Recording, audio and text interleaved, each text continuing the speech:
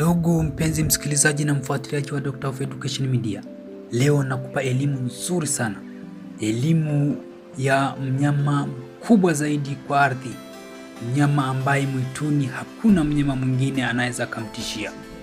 Leo nakuletea mwana wa nyika, mnyama tembo, mnyama mkubwa kwa wanyama wa mwituni. Tembo ni mnyama mkubwa na mwenye hekima ambaye akili yake hukaribiana na akili ya mtoto wa binadamu. Mwana wa tembo huzaliwa baada ya mimba ya miezi 22, yaani karibu mwaka moja na miezi 10.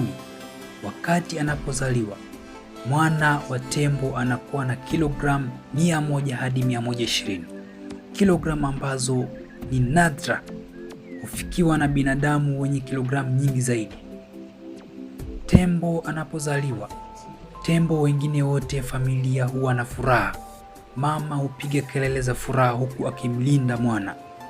Mtoto wa tembo mara moja baada ya kuzaliwa tu husimama na kutembea, jambo linalomtofautisha na wanyama wengine wa mwituni ambao wakizaliwa. Ukubwa wa tembo mkubwa hutofautiana kutokana na jinsia.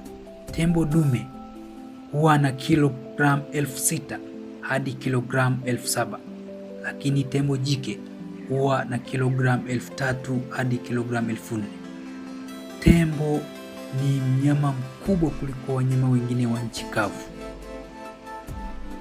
Jike huanza kuzaa kuanzia umri wa miaka 7 hadi 10. Dume huanza kuzaa kuanzia miaka 10 hadi 12. Lakini tembo baada ya mimba hubeba mimba miezi 22 kuhakikisha mtoto anazaliwa tayari kuishi porini. Tembo huishi katika makundi yanayojulikana kama herds, familia. Familia za tembo zinaundwa na jike mzee anayejulikana kama matriarch, mama jike wa familia ambaye anaongoza familia kila wakati. Anaongoza familia kwa sababu ana uzoefu wa kupata chakula na maji, anajua njia salama za pori, anahakikisha watoto wanalelewa vizuri. Dume wachanga huacha kikundi cha familia na kujiunga na makundi ya dume wachanga.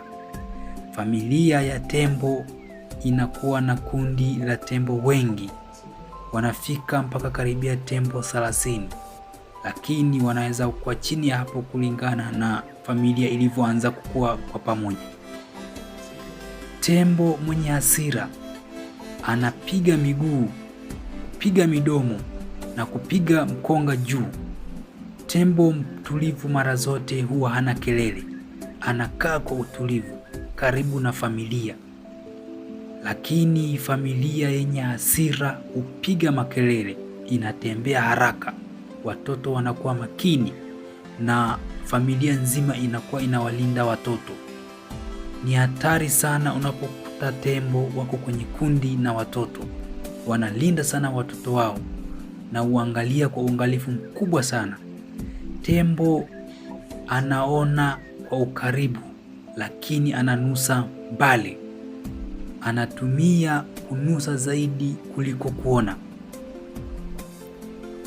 Familia isiyo na shida ukiona inatembea kwa utulivu, watoto wanacheza kwa furaha. Lakini tembo hunusa na kumbukumbu yake kubwa hukaa miaka mingi sana, kiasi kwamba hata mtoto aliye tumboni anaweza akapita njia ambayo tembo walishawahi kupita baada ya miaka mingi baada ya kuzaliwa, kutokana na kunusa, kutokana na kumbukumbu zake anazozipata.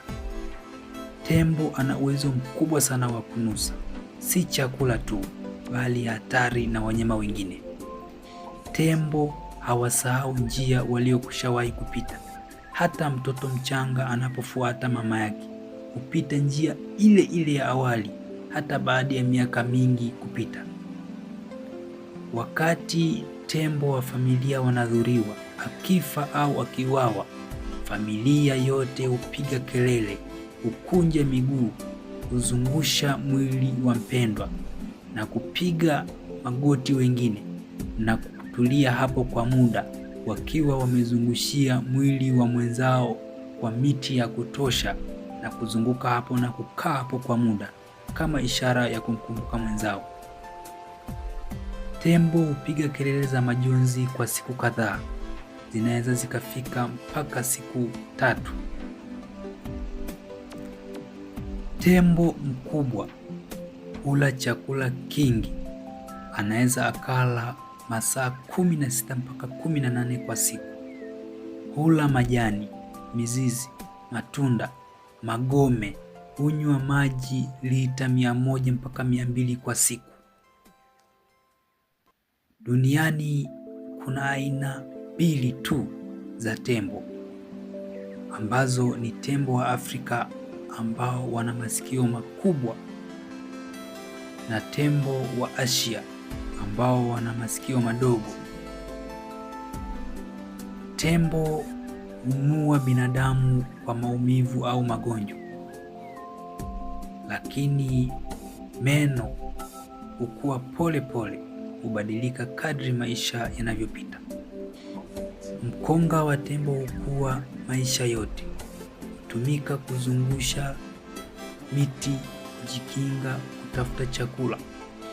Tembo mkubwa zaidi huishi takriban miaka 60 mpaka 70, umri wa binadamu kabisa, umri ambao umeandikwa kwa mujibu wa Biblia. Tembo ni mnyama pekee ambaye hawezi kuruka, yaani hawezi kuruka miguu yote 4 kwa wakati mmoja. Tembo hutembea mguu mmoja baada ya mwingine kutokana na uzito wake. Tembo wana kumbukumbu ya ajabu, huona njia salama, kumbukumbu ya kukumbuka hatari ambayo imepita miaka mingi. Tembo wana hisia za juu, huonyesha majonzi, furaha, shikamano, wanaishi kama familia, wanashirikiana kuwalinda watoto na wazee. Wakati tembo anakutana na hatari, rahisi kupanda mlima na kutafuta bonde la chini, mara nyingi hufanya hivyo. Kwao ni rahisi zaidi kupanda mlima kuliko kushuka, kwa sababu masikio yake yanavyoshuka mbele yanaweza yakaziba macho. Hivyo ukiwa unakutana na tembo kwenye hatari yoyote kubwa, ni bora ukakimbilia upande wa mteremko kuliko kufuata mlima.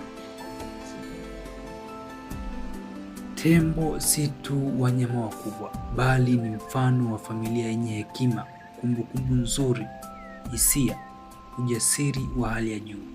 Kila hatua yao inafunza binadamu. Tembo huvamia binadamu kutokana na usumbufu, na bila hivyo tembo hana shida yoyote, huwa ana heshima na mstahimilivu. Je, kuna habari yoyote mpya umejifunza hapa imekufurahisha? Comment, share, subscribe. Tunakupa elimu bora zaidi kila wakati.